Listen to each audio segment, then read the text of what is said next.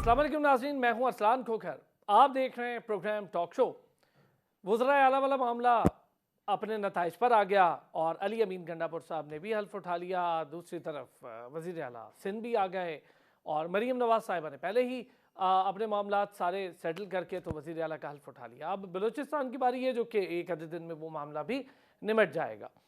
सरफराज बुगटी साहब ने कागजात जमा करवा दिए हैं, तो यकीनी तौर पर और हिमायत याफ्ता कैंडिडेट भी हैं और एक कोalition गवर्नमेंट के कैंडिडेट हैं, तो कोई ऐसे कमोबेश अलग रिजल्ट्स आने हैं नहीं, तो वज़ीर आला के लिए वही होंगे। लेकिन अली अमीन गंडापुर साहब ने हल्फ उठाया। उसके बाद उन्होंने कहा कि मैं इंतकाम नहीं लेना चाहता, ना हम लेना चाहते ना मैं लेना चाहता हूँ। फिर उसके बाद थोड़ी सख्त बातें भी हो गई और केसेस के खात्मे का भी उन्होंने जिक्र कर दिया। बहुत सारी चीज़ें जो पिछले इस सारे इलेक्शन के दौर में और फिर इलेक्शन के बाद की सिचुएशन जो हुकूमतों की तश्कील होती जा रही है, अब ज़रा चीज़ें सुलझ रही हैं और चीज़ों को अब वाज़े तौर पर देखा जा सकता है। स्पीकर कौमी असम्बली अयाज सादिक ने तीसरी बार स्पीकर होने के लिए हल्फ उठा लिया है और अरसे के दराज के बाद मियाँ नवाज शरीफ भी कौमी असम्बली में दिखाई दिए, वोट भी कास्ट किया अयाज सादिक साहब के लिए, तो एक अच्छा जेस्चर रहा, नारेबाजी भी होती रही। फिर पाकिस्तान तहरीक इंसाफ जो कि अब सुन्नी इत्तेहाद के साथ आगे बढ़ रही है, तो उन्होंने भी तमाम तर इस वक्त जो MNAs हैं उन्होंने अपना हल्फ उठा लिया है। वज़ीर आज़म का मामला अब एक तरफ होना है और उसके बाद हुकूमत की मशीनरी ने अपना वो काम शुरू कर देना है जिसके लिए उन्हें मैंडेट मिला है। अपोजिशन भी भारी भरकम है और अपोजिशन के साथ हुकूमत भी एक तरफ भारी भरकम। 199 वोट स्पीकर ने लिए हैं, तो तगड़े वोट हैं और 91 यानी 91 वोट जो PTI के हिमायत याफ्ता कैंडिडेट या सुन्नी इत्तेहाद की अगर मैं बात करूं तो उन्होंने लिए। इस वक्त सिचुएशन ये है कि अब सदारती इलेक्शन भी होने जा रहे हैं, उसका शेड्यूल भी आ गया है। सेनेट के इलेक्शन भी होने जा रहे हैं, उसका शेड्यूल भी आ गया है। हुकूमतों की तश्कील तो चले कोई एक आधे हफ्ते में हम तमाम तर लेवल पर देख लेंगे। MQM ने भी मामला तय कर लिए हैं और आर्टिकल 140 के तहत उन्हें मसाइल थे, वो आइनी तरमीम पर एक मुआहिदा हो गया मुस्लिम लीग नून से। मियाँ नवाज शरीफ की बड़ी अहम मुलाकात मौलाना फजलुर रहमान से हुई। मौलाना साहब बहुत नाराज़ हैं पाकिस्तान पीपल्स पार्टी से भी, नून से भी, लेकिन उसके बावजूद वो नून के लिए सॉफ्ट कॉर्नर रखते थे, तो मियाँ नवाज शरीफ उनकी रिहाइश गाह पर पहुँचे और शायद बहुत लंबे अरसे बाद मियाँ साहब इस्लामाबाद का दौरा कर रहे होंगे, तो उन्होंने सोचा कि ये मामला भी निपटा लेते हैं। अब सदारती इलेक्शन, सेनेट का इलेक्शन, ये एक अलग मामला। फिर हमारे यहाँ जो सबसे बड़े चैलेंजेस हैं, अब जो गवर्नमेंट आने वाली है या जो गवर्नमेंट अब अपना काम संभालने जा रही है, सूबाई सतह पर क्या चैलेंजेस हैं और उसके बाद फेडरल लेवल पर क्या चैलेंजेस हैं, और ख़ास तौर पे खैबर पख्तूनख्वा का सूबा और फेडरल ये एक साथ कैसे चलेंगे। फिर इस वक्त क्या पाकिस्तान किसी किस्म की कोई ऐसी सियासत का मुतामिल हो सकता है जो कॉन्फ्लिक्ट पैदा करे और कोई तजाद पैदा हो, या फिर कोई बात इससे एक्सट्रीम हो जाए। और अगर नहीं हो सकता और नहीं है, जो कि एक यकीनी तौर पर यह बात है, तो फिर ये तमाम तर जितने ही ये सेटअप पाकिस्तान में मौजूद है सूबाई सतह के, ये फेडरल को पावरफुल करने या फिर फेडरल का साथ देने, जो कि आम आदमी के मसाइल के हल और पाकिस्तान के मसाइल के हल के लिए आगे बढ़ना है, ये कैसे बढ़ेंगे साथ। कोalition गवर्नमेंट है, बहुत सारे सियासी जमातें इसका हिस्सा भी हैं, कई नई भी हैं, पुराने जो हलीफ थे अब वो हरीफ भी हैं, ख़ासतौर पे मौलाना फजलुर रहमान। चलें, बहुत सारी चीज़ें अब वाज़े भी हो रही हैं और बहुत सारी चीज़ों पर बात भी करेंगे। इलेक्शन अपने प्रोसेस से गुजर चुका, हुकूमतें बन गई, इलेक्शन के प्रोसेस पे बहुत बात हो गई, अब हुकूमती प्रोसेस पे होगी बात। पाकिस्तान मुस्लिम लीग नून से राना एहसान अफजल खान साहब ने हमें ज्वाइन किया, बहुत शुक्रिया राना साहब आपका, आपने वक्त निकाला। अहमद अवैस साहब पाकिस्तान तहरीक इंसाफ के रहनुमा हैं, उन्होंने हमें ज्वाइन किया है, बहुत शुक्रिया अहमद अवैस साहब आपका। और हसन मुर्तज़ा साहब पाकिस्तान पीपल्स पार्टी से, बहुत शुक्रिया जी तमाम हजरात का। अहमद साहब हल्फ उठा लिया तमाम, और अच्छी चीज़ ये हुई कि आपके कैंडिडेट आमिर डोगर को भी 91 वोट पड़े हैं। मतलब एक जो खदशा मेरा ख्याल है तहरीक इंसाफ बहुत अरसे से जाहिर कर रही थी कि नहीं जी वो ऐसे हो जाएगा, हमारा वोटर ऐसे हो जाएगा, तो कुछ नहीं हुआ। तकरीबन जो सीट्स जीती गई उसी के मुताबिक कोई एक आधा वोट आगे पीछे हुआ, लेकिन 91 वोट डलना ये एक अच्छी अलामत भी है। जी हाँ, बिस्मिल्लाहिर्रहमानिर्रहीम, ये ठीक कहा आपने, लेकिन 91 वोट जो हैं, तो जो कि असम्बली में जिनको उन्होंने बादर नखास्ता भी उनको क्लियर कर दिया और रिटर्न कैंडिडेट बना दिया। और जो हमारा एक बहुत बड़ी तादाद जो है 50-60 वोट जो रिग किए गए हैं, और रिग इलेक्शन की बुनियाद के ऊपर जो हुकूमत बन रही है, और रिग इलेक्शन की बुनियाद पे हुकूमत बनाने वाले जो हैं वो झूठा ओथ उठा रहे हैं। ये क्या हुकूमत चलेगी और कौम को क्या देंगे और कौम से किस बात की कमिटमेंट निभाएंगे? और इनको इस यहाँ तक पहुँचाने वाले जिन्होंने ये रिगिंग की और इस मामलात को यहाँ तक इस तरह से एक हुकूमत एक आर्टिफिशियल तरीके से बना के तैयार करके यहाँ ले आए, तो क्या ये पाकिस्तान के साथ दोस्ती निभाई है या पाकिस्तान से लॉयल्टी निभाई गई है? ये एक बहुत बड़ा क्वेश्चन मार्क है। ये अभी आपके कुछ हफ्तों में आपके सामने आएगा बड़ी ज़ोर से, और उस वक्त समझ आएगी कि ये कितना बड़ा नुकसान हो गया इस मुल्क के साथ, कितना बड़ा खिलवाड़ खेला गया है जिसका कोई अब तोड़ नज़र नहीं आता। और ये एक ऐसी क्राइसिस में हम जा फंसे हैं, ये पता लग जाएगा अभी आपको थोड़े दिनों में। ठीक है, लेकिन सर प्रोसेस अब तो आगे बढ़ गया, चले कम से कम हुकूमती प्रोसेस आगे बढ़ा, हुकूमत का मामला अपनी तरफ बैठने लगा, और पंजाब हो फेडरल हो कुछ मामला तो आगे बढ़ रहे हैं। अब सेनेट का है, सदारती है, फिर आप लोगों का एक अपना ऐसे देखिए ना, आप इसको आगे बढ़ना तो नहीं कहेंगे ना। देखिए ना, ये हर एक को एक अनपढ़ आदमी से लेके एक बच्चे से लेके एक बूढ़े तक हर आदमी को नज़र आ रहा है और विजिबली कि ये इलेक्शन जो है वो ग्रॉसली रिग किया गया है। और उस बुनियाद के ऊपर एक बड़े बड़े लोग भी जो ओहदों पर रह चुके हैं, उनमें ये मॉरल करेज नहीं है कि वो कह सकें कि मैं ये इस सीट के काबिल नहीं हूँ कि मैंने ये रिग्ड इलेक्शन की बुनियाद के ऊपर मैं इलेक्टेड अपने आप को नहीं कहलाना चाहता। जब ऐसी सूरत पैदा होगी ना, तो देखिए ये कौम तो पाकिस्तान के आइन के मुताबिक तो उस वक्त ही चल सकती है ना कि ट्रू रिप्रेजेंटेटिव होंगे, वो नुमाइंदगान तो तब होंगे कि जो जिनको सही इलेक्ट किया गया है और वो नुमाइंदगी कर रहे हैं। अवाम की नुमाइंदगी जो कर रहे हैं वो तो पुश डाल दिए गए।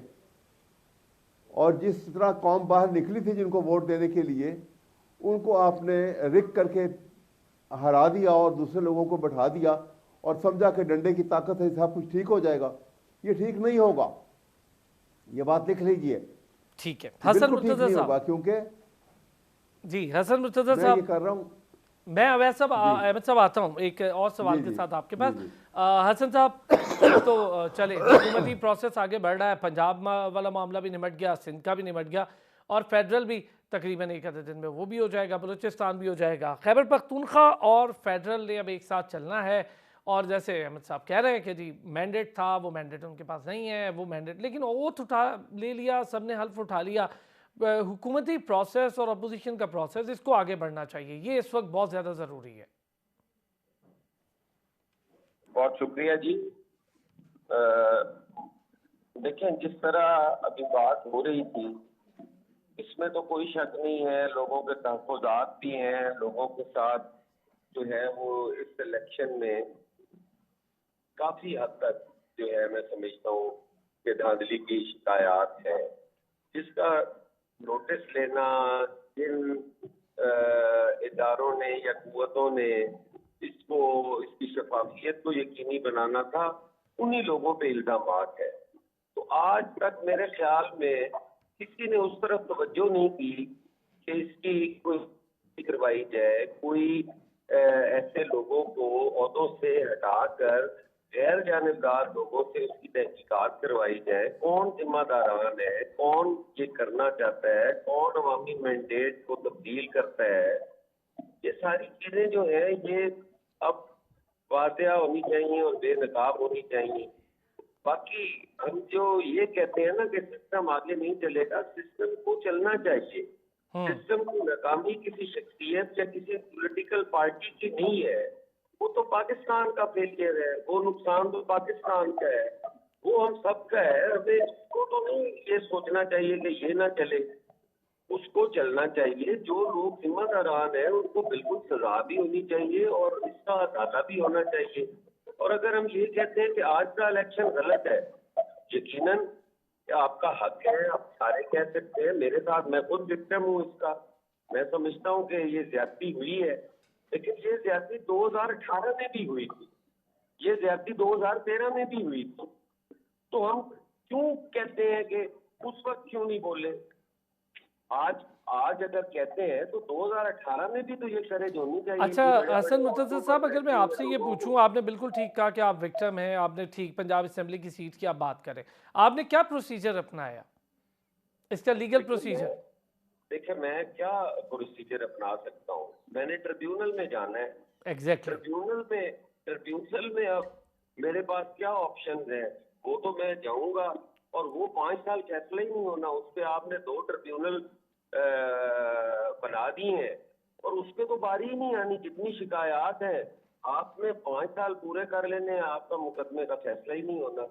देखिए ये आज तक, कल एक हल्के का फैसला हुआ है, एहसान साहब बैठे हैं तो उन्हें बेहतर पता होगा मेरे से। फैसलाबाद की एक हल्के का कल फैसला हुआ है। यार ये कौन सा तुक है कि महीने बाद की गिनती हो रही है और एक हार रहा है और दूसरा जीत रहा है? ये अपॉर्चुनिटी हम सारों को क्यों नहीं है? हमने तो दरखास्त दी, एक दिन में फारिग कर दी कि नहीं जी आपकी गिनती दोबारा नहीं हो सकती। तो ये कैसे हो रही है? गुजरांवाला की आज मुझे पता चला है, मैंने सुना है जी हाँ। एक आधे दिन में एक और बंदा जो है वो जीत के असेंबली का मेंबर बन जाएगा, उसकी गिनती होने वाली है। ये तो फिर जिनको दिल करता है उनको जिता दिया जाता है, जिनको दिल करता है उनको हरा दिया जाता है। ये करने वाला कौन है? ये क्यों हो रहा है? इसकी क्या जरूरत है? उन सारी चीजों का एक सवाल तो है और उस सवाल का जवाब देने वाले जो हैं उन्हीं पे इल्जामात है, उन्हीं ने उसका जवाब देना है। तो पता नहीं अजीब सी खिचड़ी पकी हुई है, समझ से बालातर वैसे है। तो खैर सर मैंडेट की भी खिचड़ी बड़ी बड़ी अजीब पकी थी, पर हो गया, चलें।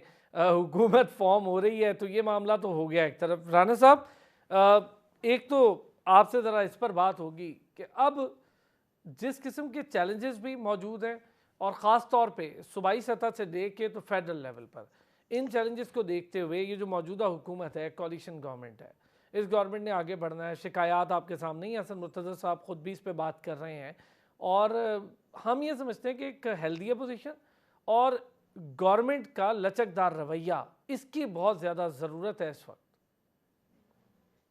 बिस्मिल्लाहिर्रहमानिर्रहीम। देखिए, गवर्नमेंट का तो लचकदार रवैया है और बिल्कुल हम समझते हैं कि चाहे रियासती इदारे हों, हुकूमत हो या ऑपोजिशन में बैठे हुए हमारे साथी हों, सबको साथ मिलके पाकिस्तान के मसाइल का हल निकालना है। अब जितनी भी इनकी शिकायत हैं, अगर कोई कहता है रिगिंग हुई, पहली बात तो ये कि ये हमारे नज़दीक 2018 का इलेक्शन जो था, वो बदतरीन रिगिंग के साथ हुआ था। लेकिन हमने इलेक्शन ट्रिब्यूनल, इलेक्शन कमीशन और अदालतों का रुख किया और हमने IMF को ख़त लिखना जो है वो नहीं समझा कि ये ठीक है कि उसको कहें कि मुल्क के साथ, इनके साथ मक्का ना करे, मुल्क डूब जाए, मीशत डूब जाए, लेकिन हमारी सियासत जो है उसको हम कोई जो है उस पर प्रोपोगेंडा कर लें, तो वो हमने नहीं किया। बहरहाल इनको अगर कोई शिकायत है तो वो हुकूमत से नहीं है, वो मुस्लिम लीग नून या पीपल्स पार्टी से नहीं है, वो इलेक्शन कमीशन ऑफ पाकिस्तान से है। देखिए, इलेक्शन कमीशन ऑफ पाकिस्तान भी आईनी तौर पे आज़ाद अदारा है और जो अदालतें हैं वो भी आईनी तौर पे आज़ाद हैं। दोनों का रुख करें, वहाँ अपनी एविडेंस पेश करें और अगर ये ठीक हुए तो साबित हो जाएगा कि ठीक है, अगर ये झूठ हुआ, प्रोपेगेंडा हुआ तो साबित हो जाएगा कि प्रोपेगेंडा हुआ। अब ये कहते हैं, इनका मौक़िफ़ ये है कि हमारे मुताबिक फैसला हो और आज हो जाए। तो इनसे पूछें कि ये क्या कोई स्पेशल है कि 2018 में हमारे साथ भी, हमारी भी यही इनके साथ शिकायत थी या बिल्कुल जो भी ठीक है, थी वही वही उस वक्त मामला था। क्या हमें हम उस वक्त कोई ऑडिट इन्होंने करवाया? ये हुकूमत में थे, क्या उस वक्त जो है कोई इन्होंने कोई स्पेशल कोई मामलात रखे, कोई जुडिशल कमीशन बैठाया? अगर तब नहीं बैठा था तो अब जो है किस बेसिस पे बैठे? और अब भी आपके पास आईनी तौर पे जो आज़ाद अदारे हैं, जो प्लेटफॉर्म्स अवेलेबल हैं, हम तो नहीं आपको कहते कि आप वहां ना जाएं, हम तो नहीं आपको रोकते कि आप उधर से अपना, अगर आप समझते हैं ज्यादती हुई है तो इंसाफ ले जाके वही रास्ता है। उसके अलावा अगर कोई रास्ता आपने हमें दिया था या नया कोई, जब आपकी हुकूमत थी आपने कोई रास्ता बनाया था तो बता दें, वो क्या रास्ता आपने तजवीज़ किया था जब इस तरह की दूसरी साइड से कंप्लेंट्स आई थी। तो अगर कोई रास्ता तजवीज़ नहीं किया था तो आप उसी रास्ते का इख्तियार करें जब जो आपने हमारे लिए अवेलेबल किया था जब आप हुकूमत में थे। बाकी जो है ये सारी बातें हैं, प्रोपेगेंडा है मुल्क को आगे बढ़ना है उसको आगे बढ़े। और वैसे भी जब आपने हल्फ उठा लिया, आपने नेशनल असेंबली, सूबाई असेंबलियों का ओथ ले लिया, तो आपने इलेक्शन को तस्लीम कर लिया। आज आप उन हाउसेस के मेंबर बन चुके हैं, तो उसको आगे बढ़ाएं और अपने कानूनी मामला जो हैं, जो राइट प्लेटफॉर्म है वहां लड़ें। बिल्कुल ठीक है अहमद साहब, बात तो ठीक है, ओथ ले लिया, वजीर आला भी बन गए, तो मामला तो आगे बढ़ रहे हैं। और जिस सूबे में वजीर आला बने वहाँ तो मौलाना साहब भी कह रहे हैं केपी में कि जी मेरे साथ रिगिंग हो गई है और वो आप पर भी बात कर रहे हैं, उन्होंने अपने इंटरव्यू में इस पर बात की है। और बाकी जगह पर वो मुख्तलिफ जमातें हर लिहाज से बात कर रही हैं, नून को भी तहफ़्फ़ुज़ात हो गए, पीपल्स पार्टी को भी, आप लोगों को भी है, पर ओथ ले लिया है। और ओथ के साथ ही मेम्बरान कौमी असम्बली भी बन गए, सूबाई असम्बली भी बन गए, वजीर आला भी आ गया। देखिए बात यह है कि जो पीटीआई के और जो इस केपीके की बात करते हैं यहाँ या नेशनल असेंबली की बात करते हैं, जिन लोगों ने यहाँ पे ओथ लिया पीटीआई की तरफ से और वो सुन्नी तहात काउंसिल के साथ उनको वहाँ हो गया, उसमें आके जब ये ले रहे हैं तो इन्होंने तो सही ओथ लिया ना, ये तो इलेक्ट हुए हैं, इनको तो भारी मैंडेट था, जैसे कैसे उसके बीच में से चोरी हो गया, जितने रहे जिन्होंने बीच में खड़े हैं वो तो जायज़ इलेक्टेड हैं और इसलिए लेजिटिमेट इलेक्टेड बंदा जो है वो तो सही ओथ लेगा। ओथ जहाँ से गलत काम सिलसिला शुरू हुआ है, क्या मैं ये आपके सामने कह रहा था कि एक आदमी जो झूठी शहादत दे, झूठा वो ओथ ले ले, एक हल्फ झूठा उठा ले, तो क्या आप समझेंगे कि वो कोई नेकी की तवक्को है ऐसे शख्स के साथ? पाकिस्तान के अंदर जो खतरनाक खेल खेला जा रहा है राइट फ्रॉम द बिगिनिंग। देखिए इलेक्शन पीछे ताकत कौन सी है कराने वाली? अगर ये कह लें कि जनाब ये तो फौजियों ने इलेक्शन करवाया, वो पीछे थे, तो क्वेश्चन ये है कि पाकिस्तान में ओथ में सबसे पहले ओथ में हर फौजी ये ओथ उठाता है कि I will not indulge my self in politics and I will uphold the constitution of Pakistan and I will preserve, protect and defend the constitution of Pakistan। अब बताइए यहाँ से जो गलत ईंट लगी अगर एक इमारत में, तो वो इमारत कहाँ तक चलेगी? वो गिर जाएगी। आगे से जो उन्होंने रिग करके इलेक्शन करके लेकर आए, उन्होंने फिर गलत उठा लिया, तो कौम को क्या देंगे? ये ओथ लेके क्या कौम की खिदमत करेंगे? कोई भी इस काबिल नहीं कौम की खिदमत करे। ये कैसे हो सकता है अहमद साहब कि एक का ओथ उठाना किसी के पास? अहमद साहब, असेंबली में एक का ओथ उठाना ठीक और दूसरी पार्टी यानी जो हुकूमती जमात है उसका ओथ उठाना ठीक नहीं, ये कैसे? ये थोड़ा सा मुझे ये समझा सकेंगे? जनाब ये फर्क इसलिए है कि जो चार्ज रिगिंग का है, मैं बात कर रहा हूँ कि जो स्टोलन ओथ है, जिनके ऊपर रिगिंग का चार्ज है कि ये रात को इलेक्शन को रोक दिया गया, रिजल्ट आना बंद कर दिए और उसके बाद एक फोर्जरी के ऊपर बेस करके एक फैब्रिकेटेड रिजल्ट जो है वो सिर्फ फॉर्म 47 के ऊपर अनाउंस कर दिया गया, जो टैली भी नहीं करता कहीं से, तो उसकी बुनियाद के ऊपर ये क्या मॉरली ये सब कुछ करेक्ट हो गया? कॉन्स्टिट्यूशनली भी ठीक हो गया? नहीं हुआ। इसके जो असरात हैं वो बड़े भयानक अमरतब भी होंगे और आपके सामने आएंगे बड़ी जल्दी। मैं तो ये बात कर रहा हूँ और सीधी बात है बिल्कुल ये। अच्छा 2018 वाला भी ये मामला तो 2018 से भी सर बहुत उठा हुआ है ना अहमद साहब? खराब हुआ हुआ है, ठीक हो गया। अच्छा किसी को लाना चाहते थे, किसी को मारना चाहते थे। ओके, एक छोटा सा ब्रेक से वापस आते हैं। हसन मुर्तज़ा साहब से बात करता हूँ। ओथ लेने वाली बात थोड़ा सा मेरे लिए ये है कि अगर तमाम पार्टीज ने ओथ लिया है तो उन्होंने उस प्रोसेस को मान भी लिया, उस प्रोसेस का हिस्सा भी बन गया। अच्छा ये अब इलेक्शन कमीशन मेरा ख्याल है उस तक के बात जो भी है वो, लेकिन जो गवर्नमेंट बन रही है या जो पिछले कई अरसे से बन रही है, चाहे वो पीटीआई की गवर्नमेंट रही हो, कोई भी गवर्नमेंट रही हो, उनका काम है कानून साजी करें, चीज़ों को स्ट्रीमलाइन करें, चीज़ों को सीधा करें। क्यों नहीं करते? ये तो फिर मेरा ख्याल है पॉलिटिकल लोग जो खुद हुकूमत का हिस्सा रहे, अब वो शिकायतें कर रहे हैं, उससे पहले के लोग उनसे शिकायतें करते रहे, जो खुद अपोजिशन में हुए तो हुकूमत से करते रहे, फिर हुकूमत का हिस्सा बने तो दूसरी अपोजिशन उनसे वो सेम शिकायतें करती रही। ये तो चला ही आ रहा है पिछले अरसों से, लेकिन ये काम है अब इन लोगों का जो कौमी या सूबाई असेंबली में बैठे। वापस आते हैं ब्रेक से, इस पर बात करते हैं। Welcome back. अच्छा हसन मुर्तज़ा साहब, सर कितनी देर और हम ये शिकायतों का सिलसिला चलाएंगे? और हुकूमत में जो लोग खुद बैठे होंगे, पीपल्स पार्टी हुकूमत का कई बार हिस्सा रही, खुद हुकूमत कर चुकी, और सूबाई सतह पर तो मुकम्मल हुकूमत का इख्तियार भी है उनको और सीट्स भी हैं उनके पास। कब तक हम एक दूसरे को कहें या इलेक्शन कमीशन को कहें कि यार ये हो रहा है, ये हो रहा है? इससे बेहतर नहीं है कि एक कोई बेहतर कानून साजी करें, कोई रास्ता निकालें, कोई तो कम से कम डायरेक्शन मुरतब खुद करनी है ना। अब तो गवर्नमेंट के पास पूरा इख्तियार है, तो कर लें। 2018 में पाकिस्तान मुस्लिम लीग नून को ये शिकायत थी तो पीटीआई ने कुछ नहीं किया, 2024 आ गया तो अब फिर वही शिकायत है। मैं वही अर्ज कर रहा हूँ जी कि ये शिकायत उस वक्त तक जारी रहनी है जिस वक्त तक बेनिफिशरी समझेगा कि मैं ठीक हूँ और दूसरे गलत है। ये मैंने सबसे पहले ये अर्ज किया कि ये 2013 में भी ये शिकायत थी, बिल्कुल दुरुस्त। फिर 2018 में भी यही शिकायत थी, अब 2024 में भी यही शिकायत है। और मजे की बात ये है कि मौलाना साहब बैठे भी इनके साथ है, और केपी के अंदर मौलाना साहब का अगर मैंडेट चोरी हुआ है तो वो बड़ी माजरत के साथ तहरीके इंसाफ पे इल्जाम आता है जी, वो खुद भी लगा रहे हैं यही बात। तहरीके इंसाफ है, वहां पे तो और कोई पार्टी जीती नहीं है, तो वो उनके साथ भी बैठे हैं, उनका कोई जवाब भी नहीं दे रहा। हम सारे जो है वो मीठा मीठा अब और कड़वा कड़वा थू वाली बात हो रही है।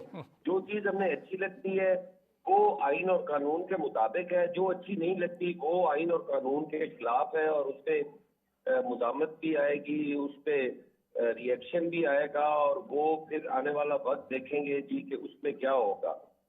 आज सारी पॉलिटिकल पार्टीज को बैठने की जरूरत है।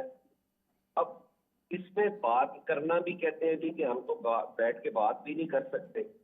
भाई अगर आप बात नहीं करेंगे तो मामला कैसे हल होंगे? आपको बैठना चाहिए, बात करनी चाहिए, चीजों को आगे लेके चलना चाहिए। तो मुल्क है यार, हम सबका मुल्क है। हाँ, उसमें किसी के साथ ज्यादती जरूर हो सकती है, कोई किसी चीज का बेनिफिशियरी हो सकता है, लेकिन मामला तो बातचीत के जरिए ही हल होने हैं। हमारी एक दूसरे से इख्तलाफ राय है, दुश्मनी तो कोई नहीं है। हम एक दूसरे का एहतराम ना करें ये तो एक अलमिया होगा। हमें एक दूसरे का एहतराम भी करना चाहिए, एक दूसरे की राय का एहतराम भी करना चाहिए, और अपनी राय भी देनी चाहिए। मुल्क या कोई भी कौम वो इस तरह आगे नहीं चलती कि मेरी मानो या मैं ठीक हूँ और बाकी सारे गलत हैं, तो इस तरह तो नहीं चल सकता। बिल्कुल ठीक बात। अगर ये बात अगर आपकी पहले दुरुस्त है वाले कि बैठना पड़ेगा। अब तो हसन मुर्तजा साहब, अब तो वो टाइम भी नहीं रहा कि कोई एक दूसरे के साथ ना बैठे, और सड़कों की सियासत का भी अब टाइम नहीं रहा। और चूंकि मुल्क जिस पैराहे जिस दौर से गुजर रहा है, ये बड़ा ही हम सब के लिए और गवर्नमेंट के लिए भी और अपोजिशन के लिए भी चैलेंजिंग टाइम है। कोई शक नहीं है जी, इसी तरह है। आप देखें आईएमएफ के जो अप्रैल में आ रहा है, तो हमें आईएमएफ की तरफ जाना चाहिए। अगर हमारे में ये तफरीक होगी कि हम नहीं है तो फिर मुल्क नहीं है, तो इस तरह कैसे हो सकता है? बहुत ये आपने तो सही बात कही। पीपल्स पार्टी के साथ कौन सी ज्यादती नहीं हुई? हमें फांसियों पे नहीं लटकाया गया, हमें कोड़े नहीं मारे गए, हमें किलों में बंद नहीं किया गया। हमारे से एक पॉलिटिकल इवेंट के ऊपर 300 जनाजे हमने उठाए हैं। हमें भी शिकायत है, लेकिन वो शिकायत हमें अपने रियासत के साथ या अपने मुल्क के साथ तो नहीं हो सकती। सही वो बात तो है। कोई फर्द वाहिद होगा जो हमारे साथ ज्यादती कर रहा है। फर्दे हम वाहिद, फर्द वाहिद से लड़े ना, हम पूरे मुल्क से तो ना लड़ पड़े। और ये पॉपुलैरिटी तो आने जाने वाली चीज है। पीपल्स पार्टी, आप भुट्टो साहब के जलसे देखें, जब सोशल मीडिया भी नहीं था, इलेक्ट्रॉनिक मीडिया भी नहीं था, प्रिंट मीडिया था, और उनके जलसे देखें और उनमें लोगों के आने जाना देखें। क्या दौर के अंदर जब फांसियां दी जा रही थी सरेआम, तो उस वक्त भी पीपल्स पार्टी के जो कारकुन हैं वो सड़कों पे नजर आते थे, वो अपनी एक्टिविटी कर रहे होते थे। तो आज पीपल्स पार्टी में काफी जोर तरीन जमात बन गई। बिल्कुल ठीक बात है। और 86-87 की जो ट्रेन मार्च थी, बेनजीर भुट्टो का ट्रेन मार्च, वो बड़ा पॉपुलर था, इसमें कोई शक नहीं है कि भाई साहब बिल्कुल ठीक, मैं अग्री इस बात से आपकी। अंदर जब ड्यूटी आई तो जो उनका इस्तेमाल था, लाखों लोग थे। कराची जब 18 अक्टूबर को आई, लाखों लोग थे। तो ये इस चीज के ऊपर हम अपना नैरेटिव बना लें कि हमें तो किसी की जरूरत नहीं है और अब हम करेंगे। खुदारा ये मुल्क है, आपका मुल्क है, मेरे से ज्यादा सर बैठेंगे, आप बात करेंगे तो कोई हल नहीं। बिल्कुल ठीक, कि आप कम है, बिल्कुल ठीक लेकिन हम बात। एक दूसरे को गद्दार कहकर अपनी कौम और मुल्क का नुकसान कर रहे हैं। लेकिन हो तो रहा है ना, यही तो रवैया है हसन मुर्तजा साहब। राना साहब, ये अब गवर्नमेंट्स में खुद आ जाते हैं सारे लोग, आप लोग हों, पीपल्स पार्टी हो, तहरीक इंसाफ हो।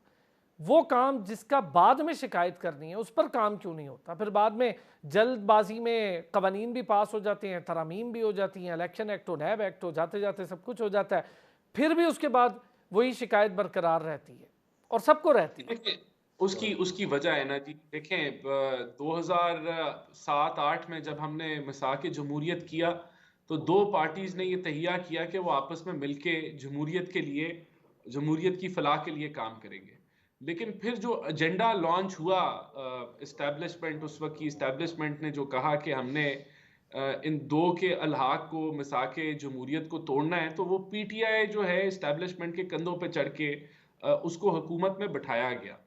तो जब ये हुकूमत में आए तो इन्होंने कहा कि हमें तो जो है वो ना ऑपोजिशन की सुनने की ज़रूरत है, ना हमें अपने कोलिशन पार्टनर्स के सुनने की ज़रूरत है। हम तो किसी और के जो है वो कांधों पे चढ़ के आए हैं, तो हम दबा के हुकूमत भी करेंगे और ऑपोजिशन का रगड़ा भी निकालेंगे।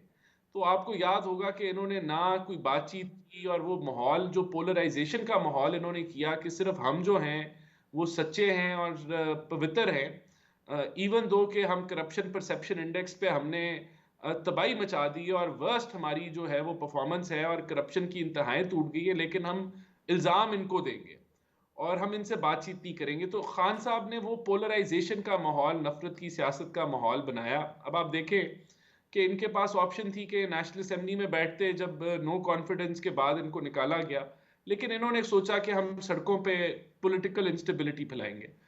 इन्होंने 3 अटेम्प्ट्स की कि आईएमएफ का मुआहदा खराब हो जाए। एक दफा जब ये आईनी तरीके से जा रहे थे, इनको पता था कि आईएमएफ का मुआहदा कितना जरूरी है, लेकिन इन्होंने खिलाफ वर्जी की। बिजली महंगी करनी थी, सस्ती कर दी। पेट्रोल महंगा करना था, सस्ता कर दिया। एमनेस्टी नहीं देनी थी, दे दी और मुल्क को बहरान में धकेल दिया। फिर जब इनको पता चला कि हम आईएमएफ का मुआहदा बहाल करने लगे हैं, तो इन्होंने 2 सूबों ने खत लिख दिया कि हम इस मुआहदे का हिस्सा नहीं बनेंगे। जो हमने प्रोविंशियल सरप्लस कमिट किया है, हम उससे पीछे हट रहे हैं। इन्होंने दूसरी अटेम्प्ट की कि आईएमएफ का मुआहदा ना हो और मुल्क जो है वो माशी बहरान में चला जाए और डिफॉल्ट हो जाए।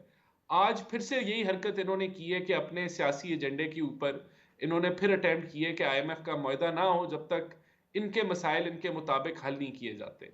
तो ये जमात जो है, बदकिस्मती से ये सारी जो स्टेक होल्डर्स हैं और जो सियासी माहौल है, उसमें इन्होंने बहुत सारा क्रेडिट जाता है कि इन्होंने उस माहौल को तबाह कर दिया जो बातचीत का माहौल था। हम आज भी तैयार हैं, लेकिन जब आप इस तरह के काम करेंगे, और याद रहे कि ये वही आईएमएफ है जिसको खान साहब कहते थे, आप सोचें कि इसको कहते थे कि मैं खुदकुशी कर लूंगा लेकिन आईएमएफ के पास नहीं जाऊंगा। आज उसी आईएमएफ को खत लिख रहे हैं कि जो तुम्हारा काम नहीं है इलेक्शंस का, उसके अंदर भी मुदाखलत करो। अमेरिका को कहते थे एब्सोल्युटली नॉट, आज अमेरिका की आईएमएफ को कह रहे हैं कि यहां पाकिस्तान के इलेक्शन के मामलात भी तुमने हल करने। तो ये वो जमात है जिसने ना सिर्फ सियासी माहौल में इंतशार फैलाया, लेकिन मुल्क की मईशत को भी तबाह करने की कोई कसर नहीं छोड़ी। तो ये हम तो चलने के लिए तैयार हैं। साइफर हो जाए, उसके ऊपर झूठे प्रोपोगंडे किए, उसके ऊपर अवाम को गुमराह किया, फिर मीर जाफर मीर सादिक के नारे लगा के पाक अफवाज के ऊपर इन्होंने जो है वो कीचड़ उछाला, और फिर 9 मई के वाकयात किए। तो देखें, बात यह है कि मुल्क के अंदर अब इस चीज की गुंजाइश नहीं है। ये वो पुराने तरीके, तौर तरीके छोड़ दें तो बिल्कुल हम इनको साथ लेके जाएंगे। अच्छा इनके साथ रवैये, ये ना जरा इस पे जमहूरी, आपने बिल्कुल ठीक कहा अहमद साहब, बैठकर बातचीत किसी से भी नहीं करना, ये एक, मैं नहीं कह रहा, आप तमाम लोगों को देखें जो बेशक पीटीआई को एक सपोर्ट भी करते हो, पर लॉजिकल बात ये होगी कि बैठकर बातचीत ना करना, चाहे आपने इलेक्शन के मामलात पे करनी हो, किसी कानून साजी पर करनी हो, पाकिस्तान के जो इतने बड़े बड़े चैलेंजेस हैं उस पर करनी हो, अगर बैठकर बात नहीं करनी किसी भी बात पे और बस इल्ज़ाम दर इल्ज़ाम की सियासत करनी, काम कैसे चलेगा? इस तरह तो खैबर पख्तूनख्वा भी फेडरल के साथ नहीं चल पाएगा।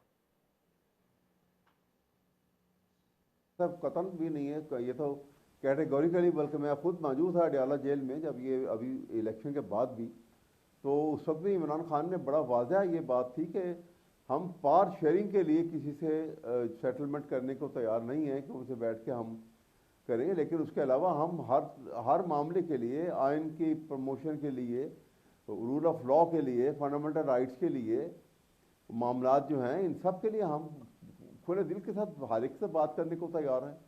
बिल्कुल ये बात कही नहीं है ये बात। हाँ, हम पावर शेयरिंग के लिए, हुकूमत साजी के लिए हम बात नहीं कर रहे, क्योंकि हम किसी के साथ कोलिशन में हुकूमत नहीं बनाना चाहते। ये तो एक बड़ी क्लियर पॉलिसी है और ये बात बड़ी वाज़ेह, एक नहीं एक से कई बार ये बात हुई है। ठीक हो गया। ये क्या बात तो अपोजिशन बिल्कुल की स्ट्रेटजी तासुर आप गलत है। अहमद साहब, क्या स्ट्रेटजी होगी अपोजिशन की? यही कि मुख्तलिफ मामलात पर प्रॉपर अपोजिशन होगी या बैठकर असेंबली में ही बात होगी? देखिए ना, जहाँ पे भी ज़रूरत होगी बातचीत करने के लिए, उसमें कोई रुकावट नहीं है बातचीत के लिए। अभी जैसे यहाँ पे बात कर रहे थे कि जी वो IMF को लिख दिया। IMF को देखें, IMF का अपना एक चार्टर है कि जहाँ डेमोक्रेसी है उसकी प्रिजर्वेशन के लिए वो हालात इकनॉमिकली ख़राब हुए हों तो वो एड उस सूरत में देते हैं और उनकी कंडीशनलिटीज़ हैं जो पूरी करनी पड़ती हैं।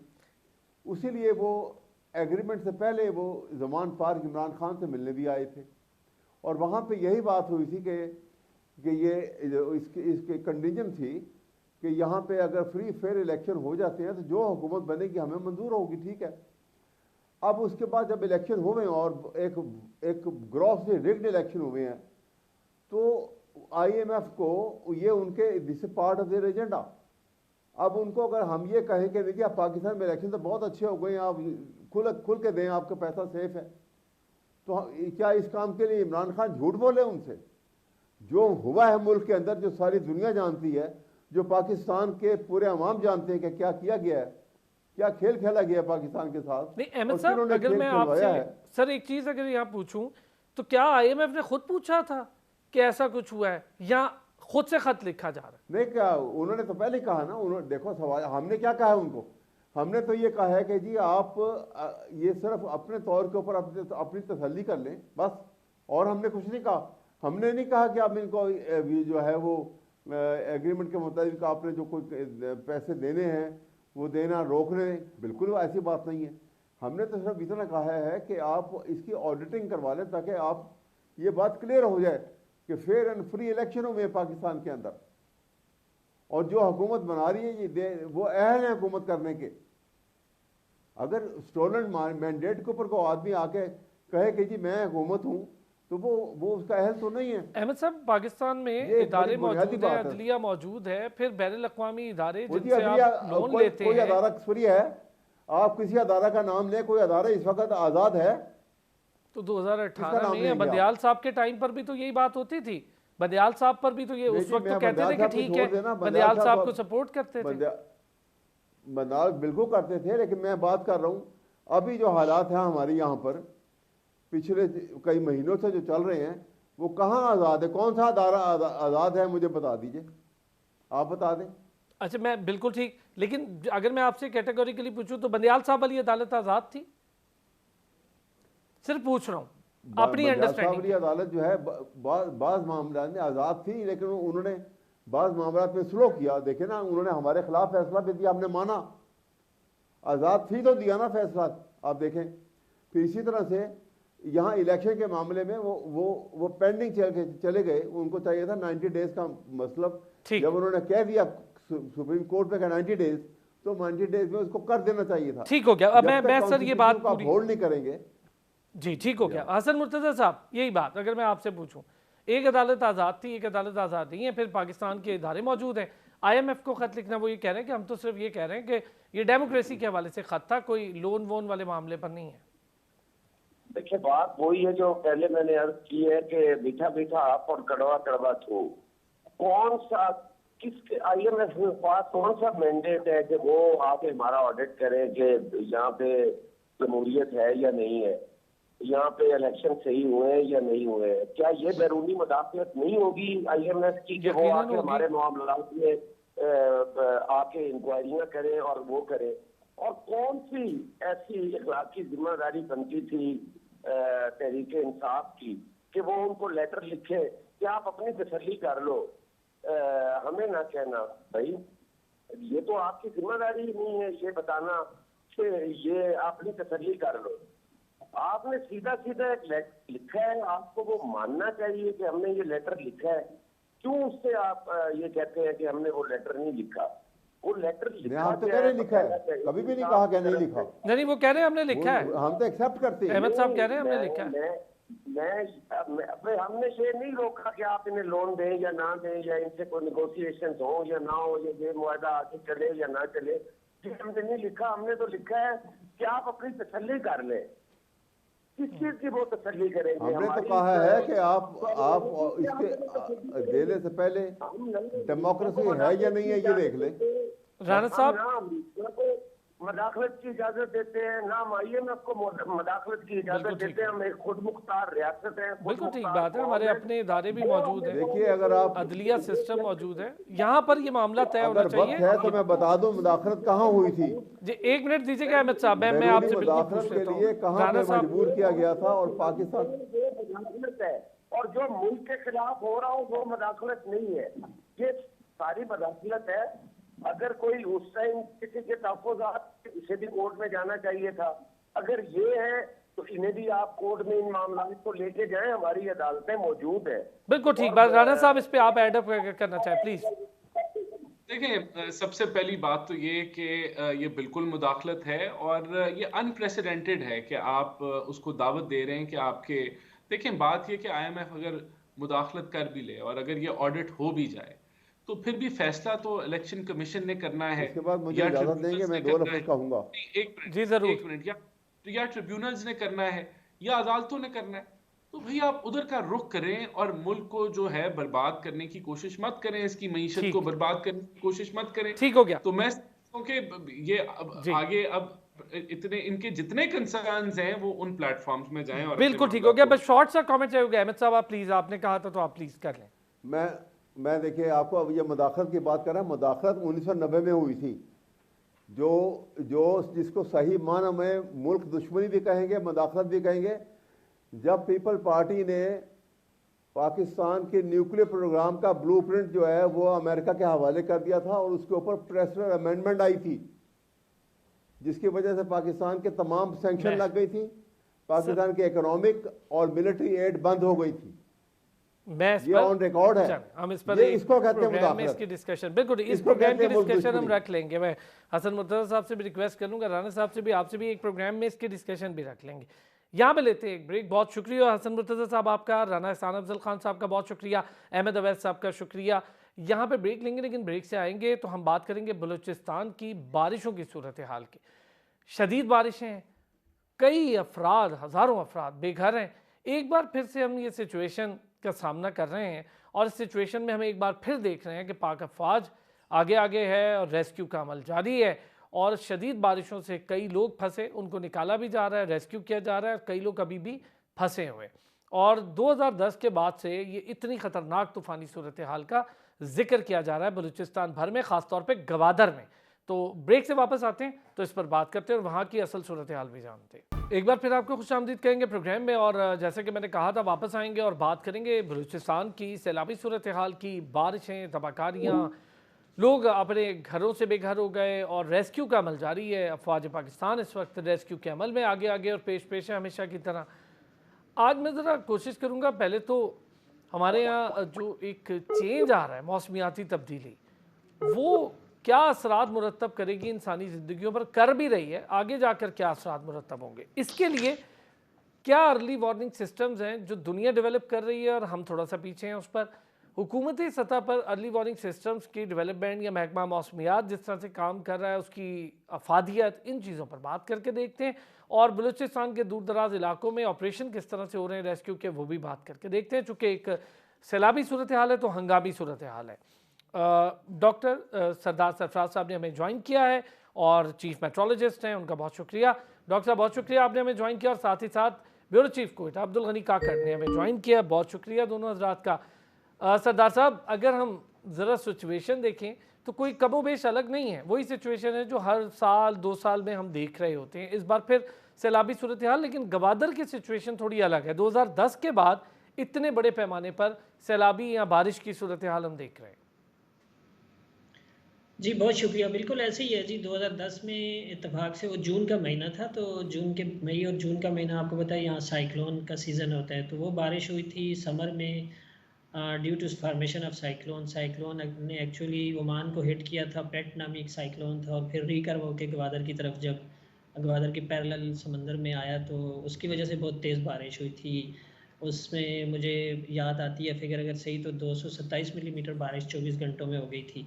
और अब की दफ़ा भी 250 से ऊपर मेरा ख्याल है ये फिगर चली गई है, जो पिछले 70-72 घंटों में वहाँ पे बारिश हुई है। बहुत अमूमन जो विंटर की बारिशें होती हैं वो इतना हैवी स्पेल नहीं होता, वो क्वाइट जेंटल, मतलब इस तरह की काम सी बारिश हुआ करती थी। लेकिन अब ज़ाहिर है कि वेदर पैटर्न्स का जो एक्सट्रीम इवेंट्स की सूरत में बिहेवियर है वो काफ़ी हद तक तब्दील हो गया है क्लाइमेट चेंज की वजह से। तो अब कभी भी किसी भी वक्त आप किसी भी जगह कोई इस तरह का एक्सट्रीम वेदर इवेंट एक्सपेक्ट कर सकते हैं। तो ये जो लो प्रेशर एरिया बुनियादी तौर पे वेस्टर्न डिस्टर्बेंस के इन्फ्लुएंस में, यानी वेस्टर्ली वेव हम उससे कहते हैं, वो आया। उसकी फॉर्मेशन हुई साउथ ईस्ट ईरान पे और एडजॉइनिंग यूएई और गल्फ ऑफ ओमान पे। तो वो एक तरह से स्टेगनेंट रहा, कुछ कह लें आप 18 से 24 घंटे तक। तो इस वजह से गवादर को ही एक तरह से कन्वर्जेंस सारी विंड्स की वहीं होती रही, समंदर से मॉइस्चर ले लेकर वो उधर ही बरसता रहा। तो गवादर और जीवानी दोनों ज़ाहिर है कि बिल्कुल फ्लडेड हो गए और बहुत ज़्यादा हैवी बारिश हो गई। तो अब जो क्लाइमेट चेंज सिनेरियो है इसमें हम इस तरह के इवेंट्स, जैसे आपने ख़ुद जिक्र किया कि हर दूसरे तीसरे साल हम भुगतते हैं, तो अनफॉर्चुनेटली हम वल्नरेबल बहुत ज़्यादा हैं। हमारा इंफ्रास्ट्रक्चर कुछ उस टाइप का नहीं है कि जो इस तरह के इवेंट्स को सहार सके। तो अब फिर मुसीबतें हमें उठानी पड़ती हैं और नुकसानात बड़े होते हैं। इंसानी जानों का नुकसान होता है और आपकी इमलाक का नुकसान होता है, और पूरी की पूरी आपकी एनवायरनमेंट एक तरह से डिग्रेडेशन की तरफ जाती है। बिल्कुल ठीक बात है। अच्छा सरदार साहब, वल्नरेबल का आपने जिक्र किया है, मैं ज़रा अब्दुल गनी काकड़ साहब से भी इस पे बात करें। अब्दुल गनी काकड़ साहब, ये वर्ड और ये सिचुएशन कोई नई नहीं है। आप तो ख़ुद ताल्लुक़ रखते हैं बलूचिस्तान से और तमाम इलाके आप देखते भी हैं, रिपोर्ट भी करते हैं वहाँ से। सिचुएशन घूम फिर के हर 2-3 साल बाद हम देख रहे होते हैं।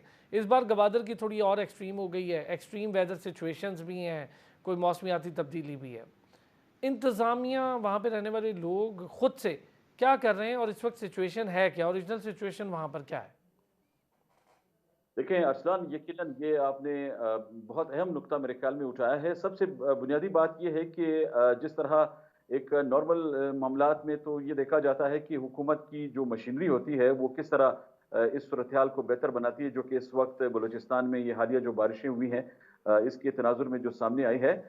यहाँ पे सूरत हाल ये है कि जो इस वक्त मौजूदा हुकूमत है बलूचिस्तान की, या जो सरकारी मशीनरी है, मेरे ख्याल में सबसे अहम जो चीज़ जो नज़रअंदाज की जा रही है हुकूमती सतह पर, वो ये है कि प्लानिंग बहुत न होने के बराबर है। अभी देखें ना, ग्वादर को सीपेक का मरकज़ करार दिया गया है और अक्सर ये दावे किए जाते हैं कि बलूचिस्तान मरकज़ जो है बलूचिस्तान पाकिस्तान का मुस्तकबिल होगा।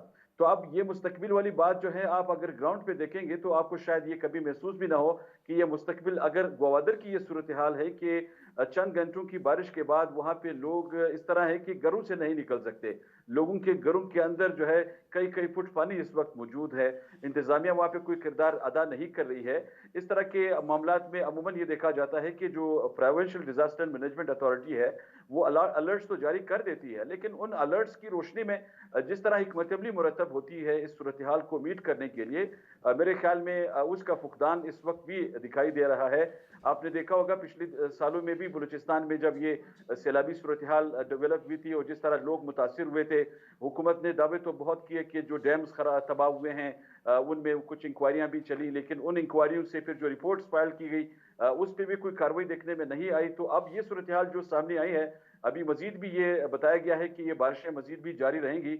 तो अब अगर ये मजीद जारी रहती है तो सवाल तो ये होता है कि फिर ये हुकूमत इन मामलात को बेहतर कैसे करेगी। इस वक्त सूरत हाल इतनी गंभीर शक्ल इख्तियार कर चुकी है कि मेरी अभी सुबह जब ग्वादर में वहाँ के मुकामी लोगों से बात हुई, कुछ लोगों से, तो उन्होंने ये बताया कि वो कई दिनों से घरों से निकलने की पोजीशन में नहीं है। वहाँ के जो मकामी रुकने सूबाई असम्बली अभी रिसेंटली मुंतखब हुए हैं, उन्होंने एक वीडियो पैगाम में बाकायदा हुकूमत से दरख्वास्त की है कि कोई हंगामी सूरत हाल नाफिज की जाए। अब आफत ज़दा तो करार दिया गया है इस इलाके को, लेकिन जो रिक्वायरमेंट है वहाँ पे उनको उस पर कोई तवज्जो नहीं दी जा रही है और ये सूरत हाल मजीद गंभीर शक्ल इख्तियार करेगी अगर इस पे हंगामी बुनियादों पर इकदाम देखने में नहीं आते हैं।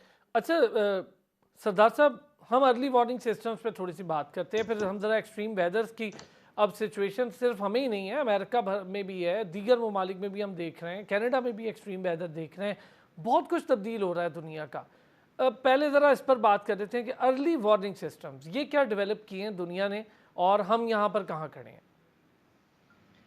देखिए, अर्ली वार्निंग सिस्टम जो होता है ना, उसके चार मेन पिलर्स होते हैं, ये चार कंपोनेंट्स होते हैं। तो एक सबसे पहले होता है कि कोई भी जो हाइड्रोलॉजिकल या मेट्रोलॉजिकल हैज़र्ड है या क्लाइमेटिक हैज़र्ड है, उसका नॉलेज होना चाहिए आपको।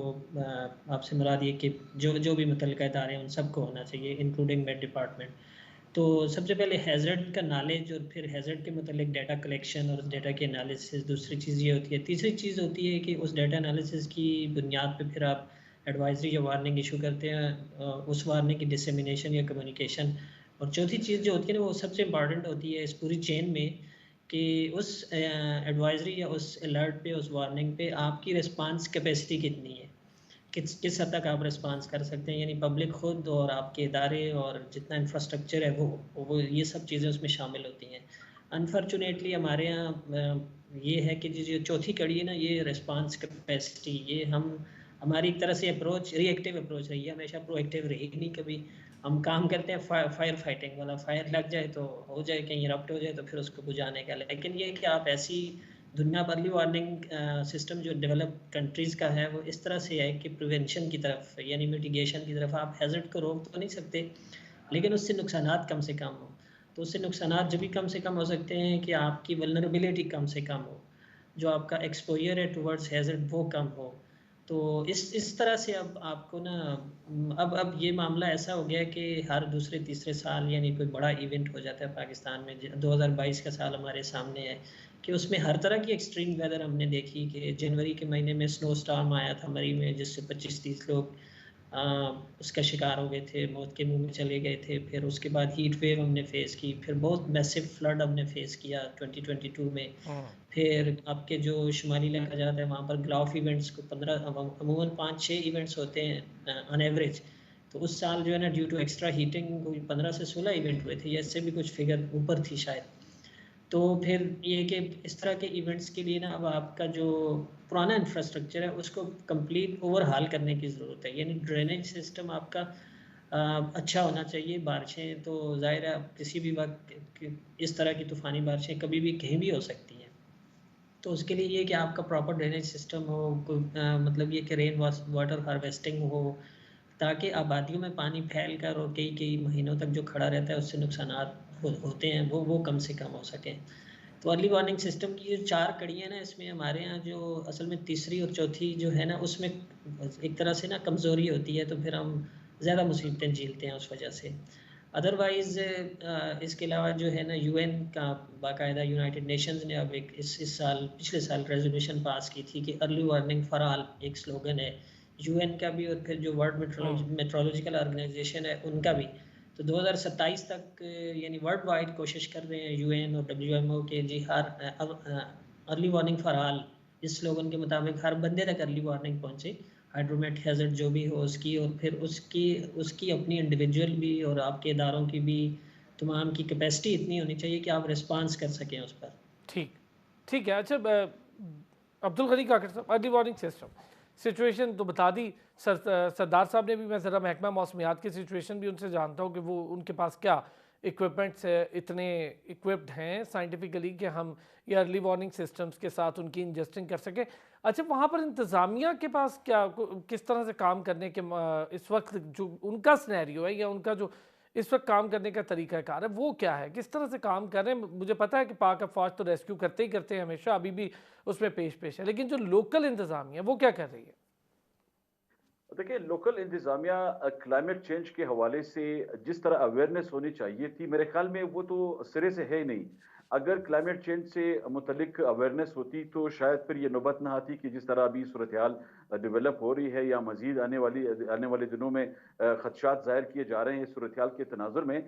उसकी वजह यह है कि बलूचिस्तान हुकूमत ने इस हवाले से ऐलानात तो माजी में भी बहुत किए, और जब इस तरह की सूरत हाल डेवलप होती है, लोगों को मुश्किलात का सामना करना पड़ता है, तो फिर ये ऐलानात तो किए जाते हैं कि पीडीएमए ने ये अलर्ट्स दिए हैं और मुख्तलिफ टीमें मूव की जा रही हैं। अभी इस तनाजुर में इस रिसेंटली ये जो ग्वादर में सूरत हाल है, या इस वक्त सूबे के मुख्तलिफ जो शुमाल मशरकी या दीगर जो बालाई इलाके हैं जहाँ पे यहाँ पे लैंड स्लाइडिंग की वजह से लोग फंसे हुए हैं, या जो राब्ता सड़कें हैं इस वक्त बहुत ज़्यादा मुतासिर हुई हैं, इन इलाकों में इस तरह की जब सूरत हाल सामने आती है तो हुकूमत की जो मशीनरी है वो फिर वहाँ पे फाल होती हुई दिखाई देती है।